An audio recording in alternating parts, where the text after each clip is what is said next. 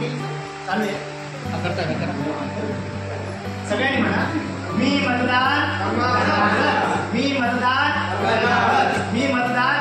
धन्यवाद.